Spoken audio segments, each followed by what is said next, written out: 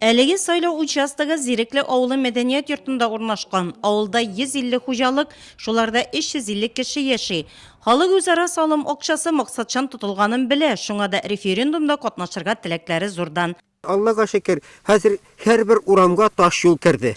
Элек машиналар керәлмичә, буксовать итеп, яталар йөри алмыйча. Берсе булды. Икенчесе менә былтыр акча җыелды да һәйбәт иттереп, Ирек Мисалих улы бөтен урамнарга утлар истәп чыкты. Һәйбәт иттереп мәчеткә барабыз, ялт иткән шәһәр урамы кебек, субханалла, бу эшкә катнашырга 200 сум белән генә шикләнеп калырга түгел. Күбрәк җыеп бирергә, чөнки күбрәк җыеп биргән сайын безгә күбрәк поступление булачак, күбрәк мөмкинлекләребез булачак. Әгәр без авылны үзебез җыелып бергә-бергә, үзебез акча җыеп карамасак, безгә кем карар? Сайлау участогында тавыш бирергә килүчеләрне кабул итәргә әзерләр, халык өчен мәгълүматлар эленгән, тавыш бирү кабинасы җиһазландырылган, бюллетеннар салу урыннары куелган, исемлекләр барланган, кизү оештырылган. Өйгә барып тавыш бирдергә туры килсә, анысы өчен дә урыны әзерләнеп куелган. Халыкның иминлеге өчен куркынычсызлык таләпләре үтәлгән. 233 кеше, аларның бәйінгі секенде барсында барлығанар. Әйінде участокта бәйінгі секенде 5 сайлау членнары кезу тұралар. Алар инде иртәнге сағат 8-ден кешке 5-ке хәтле кезу тұралар. Шулай егенде барлық сайлаучыларыбызга сайлау чакыру кәгазьләре таратылды. Аларга барда хәбәр ителде. Сайлау участокларында шулай ук алдан сайлау хокугы да бар.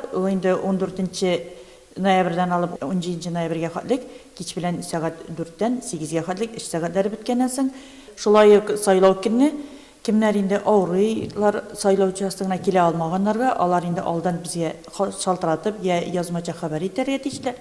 Биләр озеро авыл җирлеге составына тагын Биләр озеро авылы керә. Үзара салым акчасы максатчан тотыла җирлектә. 2014 елда Биләр озеро авылында 1000 метр, Зирекледә 700 метр юллар төзекләндерелгән.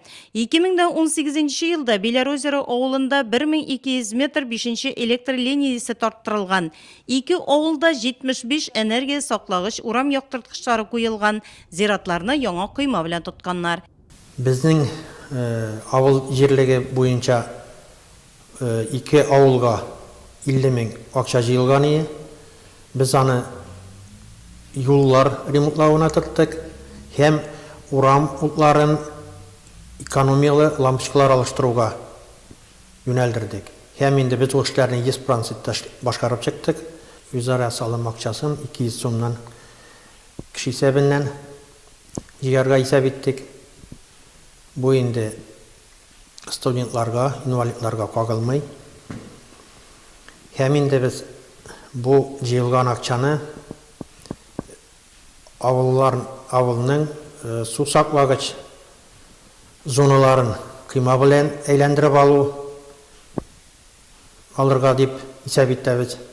Референдум үткәрүгә әзерлек буенча киңәшмәдә дә бердәм тавыш бирү көнендә халыкның иминлеген тәэмин итү, янгын куркынычсызлыгы буенча җитди сөйләшенде. Былтыргы цифрларга күчкәндә инде безнең 17,400 шул сайлаучылар 12,700 сайлауга килгән, актив рәвештә катнашкан һәм үзенең тавышын биргән. Ул катнашу буенча инде почти 70%, тавыш бирү буенча 80%. Былтыргы результаттан 2,700,000 халыктан җыелган акча. Бердәм тавыш бирү көнендә килгән халыкның яртысыннан артыгы әйе дип җавап бирсә, референдум үтелгән санала. Салих Нуруллин кебек авылларның моторлыгы, төзеклеге өчен битараф булмаган сала халкы хәзер үзара салым акчасын җыюда активлаша. Ил төкерсә күл була дип яшыялар.